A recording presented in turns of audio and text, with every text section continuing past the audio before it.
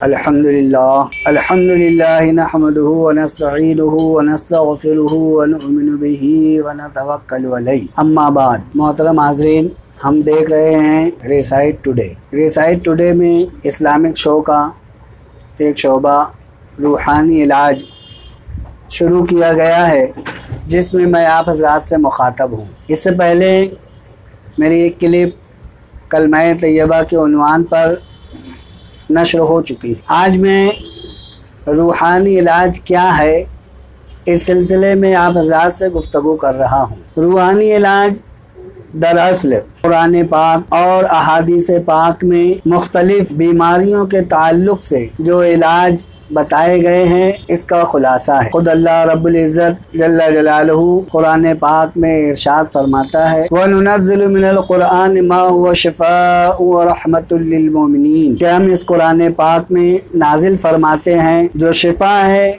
ईमान वालों के लिए। यानी कुरान पाक में भी बहुत सारी आयतें ऐसी है कि जिनको पढ़कर, जिनका विर्द करके या जिनका वजीफा करके इंसान मुख्तलिफ बीमारियों से बच सकता है। और अल्लाह के रसूल सल्लल्लाहु तआला अलैहि वसल्लम ने भी इरशाद फरमाया है कि अपनी बीमारियों का इलाज सदका से करो। तो मालूम यह हुआ कि कुरान पाक में और अहादीस पाक में जो बीमारियों का इलाज बताया गया है, वही इलाज रूहानी इलाज कहलाता है। मोहतरम हाज़रीन, लेकिन इस रूहानी इलाज की आड़ में कुछ लोगों ने ऐसे करतबबाजियाँ की कि इस शोबे को बदनाम करके रख दिया। कुछ लोगों ने इसको रुपया पैसा ऐंठने का जरिया बना लिया, तो कुछ लोगों ने अपनी हवस का निशाना बना लिया। बहरहाल, हम अपने असल मौजू से न भटकते हुए इस बात की तरफ मैं खुलासा करता हुआ चलूं कि रूहानी इलाज ये वाकई अगर इंसान पूरे यकीन के साथ अल्लाह अज़्ज़ व जल पर तवक्कल और भरोसा करते हुए करे, तो दुनिया की कोई बीमारी ऐसी नहीं है कि जिसका इलाज कुरान पाक में मौजूद ना हो। ये अलग बात है कि हम उसे तलाश न कर सकें, लेकिन दुनिया की ख़तरनाक से ख़तरनाक, सख्त से सख्त बीमारी का इलाज कुरान पाक में मौजूद है। मोहतरम हाज़रीन, सूरह मुज़म्मिल शरीफ ऐसी सूरह है जो रहमतों और बरकतों का ख़जाना है। सूरह मुज़म्मिल शरीफ में इंसान की रूहानी बीमारियों का भी इलाज है, जिस्मानी बीमारियों का भी इलाज है। अगर किसी शख्स का दिल इबादत की खुशू व खुजू में न लगता हो, उसका भी इलाज सूरह मुज़म्मिल शरीफ में है। अगर कोई शख्स अपनी इबादतों को छुपाना चाहता हो, उसका भी इलाज सूरह मुज़म्मिल शरीफ में है।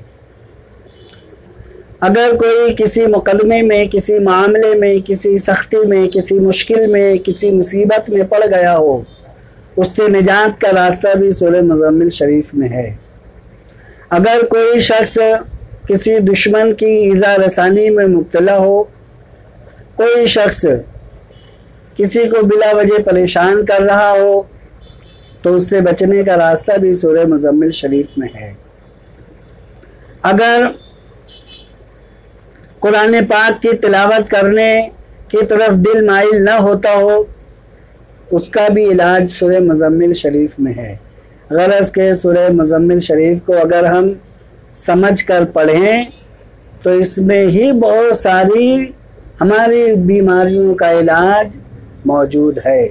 शर्त ये है कि हम उसको सही तरीके से तलाश करें और ढूंढें। यकीनन हमें हर बीमारी का इलाज इस सूरह पाक में मिल जाएगा। यही वजह है कि सिलसिला कादरिया के अक्सर बुजुर्गान दीन सूरह मुज़म्मिल शरीफ के आमिल रहे हैं। खुद हुज़ूर गौसे पाक रज़ी अल्लाह ताला अन्हु सूरह मुज़म्मिल शरीफ के आमिल थे, और आपके बाद आपके सिलसिले के अक्सर बुज़ुर्ग भी اس کے عامل رہے ہیں۔ اگر کوئی شخص اپنی عبادتوں کو چھپانا چاہتا ہے اور لوگوں سے پوشیدہ رکھنا چاہتا ہے تو اس کو چاہیے کہ وہ سورہ مزمل کی پہلی آیت یا ایھا المزمل کو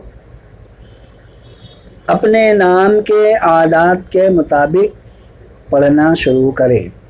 جس کا جو نام ہو اس نام کے عادات کو ابجد قمری سے جوڑ لے اور جتنا اس کے نام کا عدد آئے اس عدد کے مطابق یا ایھا المزمل پڑھنا شروع کرے۔ انشاءاللہ العزیز اس کی عبادتیں لوگوں سے پوشیدہ رہے گی اور اللہ عز و جل اس پر اپنی رحمتوں کا خزانہ برسائے گا۔ اسی طریقے سے اس کے بعد کی جو آیت کریمہ ہے قم اللیل الا قلیلا نصفہ او انقص منہ قلیلا او زد علیہ ورتل القرآن ترتیلا۔ اگر کوئی شخص عبادتوں میں خشوع اور خضوع کی لذت نہیں پاتا ہے، عبادت کر رہا ہے لیکن عبادت میں دل نہیں لگ رہا ہے، عبادت کر رہا ہے لیکن عبادت میں یکسوئی حاصل نہیں ہو رہی ہے، اس کا دل عبادت کی طرف مائل نہیں ہو رہا ہے، خشوع و خضوع لطف و سرور کی لذت سے بیگانہ ہے، تو ایسا شخص اس آیت کریمہ کو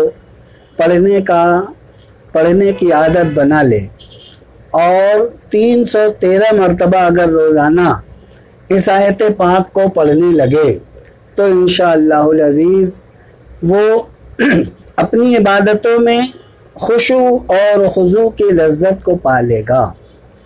محترم حاضرین، اسی طریقے سے اگر کوئی شخص کسی کی زبانی ایذا رسانی سے پریشان ہے، کوئی شخص اس کو بہت زیادہ پریشان کر رہا ہے، زبانی تکلیف دے رہا ہے یا جسمانی تکلیف دے رہا ہے، تو ایسا شخص جو ہے وَاصْبِرْ عَلَىٰ مَا يَقُولُونَ وَاهْجُرْهُمْ هَجْرًا جَمِيلًا اس آیت کو پڑھنے کی عادت بنا لے۔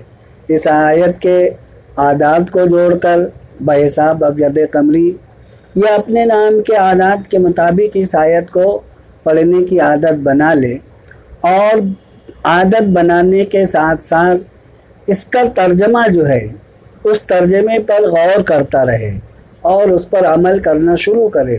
انشاءاللہ العزیز کوئی بھی شخص جو شخص بھی اس کو زبانی ایذا رسانی دے رہا ہے، زبانی تکلیف دے رہا ہے، کسی طریقے سے اس کو ہراساں یا پریشان کر رہا ہے، تو وہ شخص جو ہے اپنی ایذا رسانی سے باز آ جائے گا۔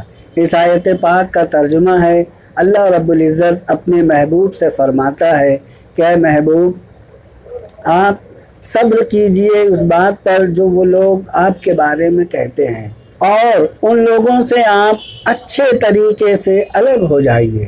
یہ اللہ پاک اپنے محبوب سے فرما رہا ہے، اس پر ہمیں بھی عمل کرنا چاہیے کہ اگر ہمیں کوئی تکلیف دے رہا ہے تو ہم اس کی تکلیف پر خاموشی اختیار کریں اور خاموش ہونے کے ساتھ ساتھ اس سے اچھے طریقے سے دور ہونے کی تدبیریں کریں۔